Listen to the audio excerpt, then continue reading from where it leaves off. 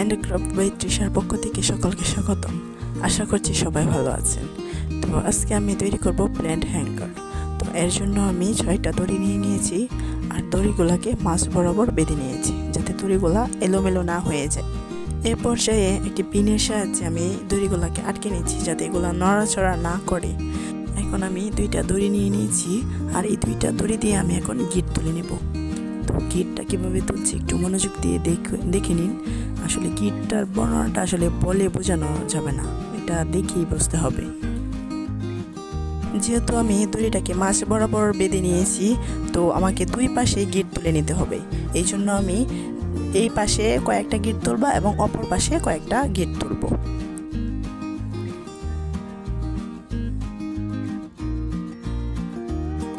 এই তো এক পাশে আমার গিট দেওয়া হয়ে গেছে, এখন আমি অপর পাশেও গিট দিয়ে নেব।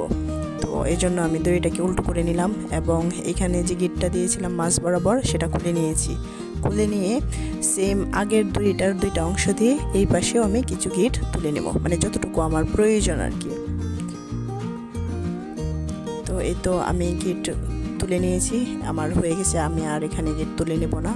তো এখন আমি 2টাকে একসাথে করে নিচ্ছি এবং সবগুলা দড়িকে একসাথে করে সাইডের 2টো দড়িকে আমি একসাথে করব, মানে সাইডে এখন হবে 4টা দড়ি আর মাঝখানের সবগুলা একসাথে হয়ে যাবে এবং সাইডের দড়িগুলা দিয়ে এইখানে আবার গিট তুলে নেব। তো এইখানে আমি একটা অন্যরকম গিট তুলছি, কীরকম তুলছি সেটা একটু মনোযোগ দিয়ে খেয়াল করেন, তাহলেই বুঝতে পারবেন।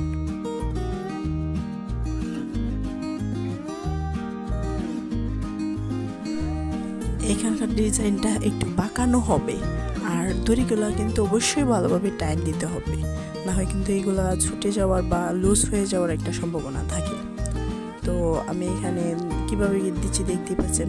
আগে যে আমি গিট দিয়েছিলাম সেটা কিন্তু যে দড়িটা উপরে ছিল সেটা উপরে আর যে দড়িটা নিচে ছিল সেটা নিচেই ছিল, কিন্তু এইখানে কিন্তু একটা দড়ি একবার নিচে যাচ্ছে আবার সেটা ঘুরে উপরে আসছে, একটা নিচে যাচ্ছে একটা উপরে আসছে, মানে শুধু নিচেরটা নিচেই থাকছে উপরটা উপরেই থাকছে এরকম না, যেটা একবার নিচে যাচ্ছে সেটা দ্বিতীয়বার উপরে আসছে, ঠিক আছে। আর এই জন্যই কিন্তু এইখানকার ডিজাইনটা বাঁকানো হচ্ছে।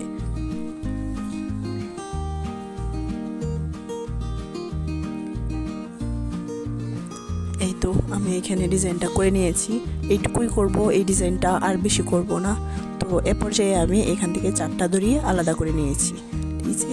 এই 4টা দড়ি দিয়ে আমি এখানে আবারও আগের মতো প্রথম যে মাঝখানে গিট দিয়েছিলাম সেরকম গিট দিয়ে নেব কিছুটা অংশ।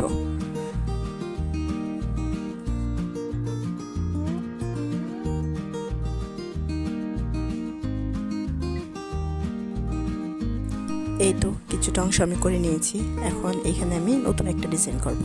তো ডিজাইনটা করার জন্য প্রথমে আমি সাইডের দড়িগুলোকে মাঝে নিয়ে এসেছি এবং মাঝখানের দড়িগুলা দিয়ে এখানে একটা গিট তুলে নেব এবং মাঝখানে একটু জায়গা ফাঁকা রাখবো।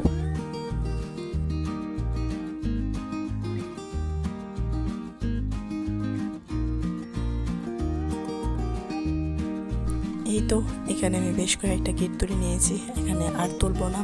এখন মাঝখানের দড়িগুলো আমি ওই যে উপরে একটু জায়গা ফাঁকা রেখেছিলাম সেই জায়গাটার ভিতর দিয়ে নেব।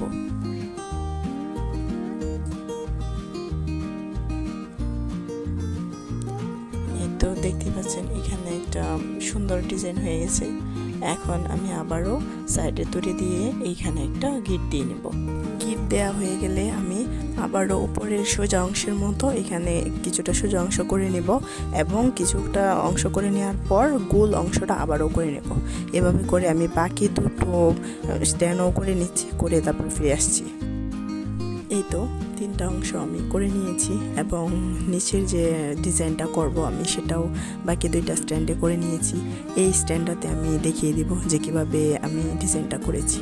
তো আপনাদের যদি আমার ভিডিও ভালো লাগে তাহলে অবশ্যই আমার চ্যানেলটা সাবস্ক্রাইব করবেন, লাইক করবেন এবং কমেন্ট করে আপনাদের মতামত জানাবেন। যদি কোনো প্রশ্ন থাকে তাহলে সেটাও কমেন্টের মাধ্যমে করতে পারেন, আমি অবশ্যই চেষ্টা করব উত্তর দেওয়ার। আমার ভিডিওটা দেখার জন্য আপনাদেরকে অসংখ্য ধন্যবাদ। তো আমি এক্সট্রা একটা দড়ি নিয়ে নিয়েছি এবং এটাকে এখানে গিট দিয়ে নেব, দিয়ে আটকে নেব। তো এভাবে করে আমি এই পাশে 2টা অপর পাশে 2টা মোট 4টা দড়ি নেব।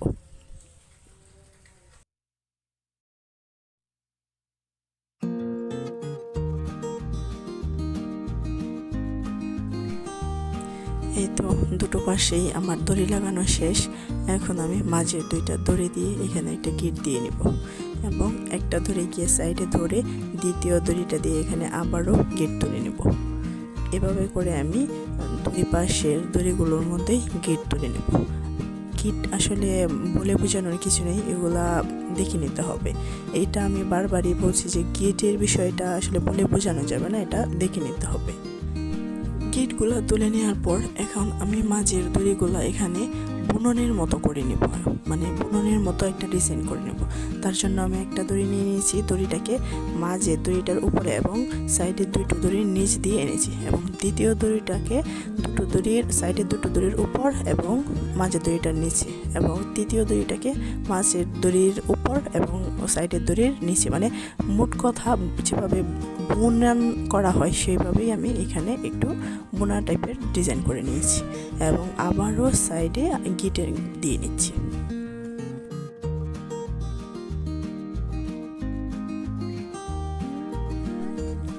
এখন আমি এখানে ঠিক আগের মতো একটা দড়ি নিয়ে এখানে প্রথমে গিট দিয়ে নেব এবং দ্বিতীয়বার দুটো দড়ি মাঝখানে দিয়ে তৃতীয় দড়িটা দিয়ে গিট দেব এবং তৃতীয়বার তিনটে দড়ি একসাথে করে চতুর্থ দড়িটা দিয়ে গিট দেব। এভাবে আমি দুই সাইডেই করে নেব।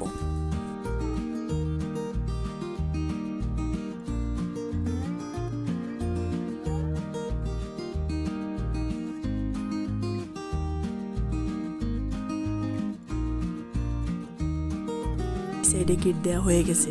এ পর্যায়ে আমি সবগুলা দড়িকে একটু বাঁকিয়ে এখানে আবারও লাস্টের দড়িটা দিয়ে একটা গিট তুলে নেব এবং মাঝখানের যে তিনটা দড়ি আছে সেই তিনটা দড়ি থেকে একটা দড়ি নেব, নিয়ে দুইটা দড়ি মাঝখানে রেখে এখানে আরেকবার গিট দিয়ে নেব এবং মাঝখানে দুইটা দড়ি থেকে একটা দড়ি নিয়ে একটা দড়ি মাঝে রেখে এখানে আবারও গিট দিয়ে নেব। একইভাবে আমি অপর পাশটাও করে নিয়েছি এবং উপরে যেভাবে বুনন করেছিলাম সেভাবে বুনন করে নিয়ে এখানেও গিট তুলে নেব।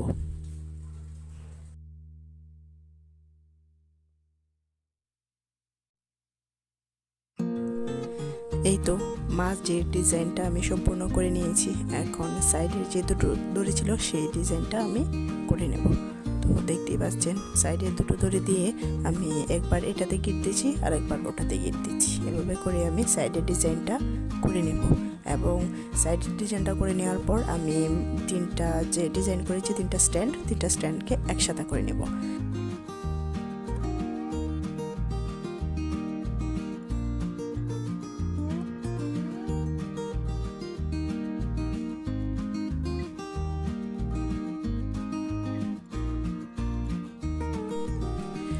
তো দেখতেই পাচ্ছেন আমি কিভাবে জোড়া লাগিয়ে নিয়েছি। এভাবে করে আমি বাকি দুটাকেও জোড়া লাগিয়ে নেব, মানে এটা একটা রাউন্ড শেপ হয়ে যাবে।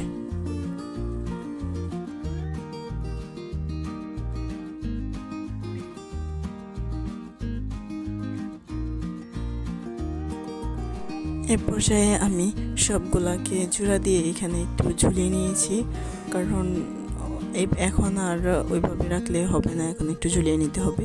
তো ঝুলিয়ে নেওয়ার পর আমি একটা ফ্রেমের মধ্যে নিচের দড়িগুলাকে গিট দিয়ে নেব। তো কীভাবে গিট দিচ্ছি সেটা একটু মনোযোগ দিয়ে দেখলেই বুঝতে পারবেন। দেখতেই পাচ্ছেন আমি কিভাবে গিট দিয়ে নিচ্ছি। এভাবে করে আমি ফ্রেমের মধ্যে সমস্ত দড়িগুলো আটকে নেব।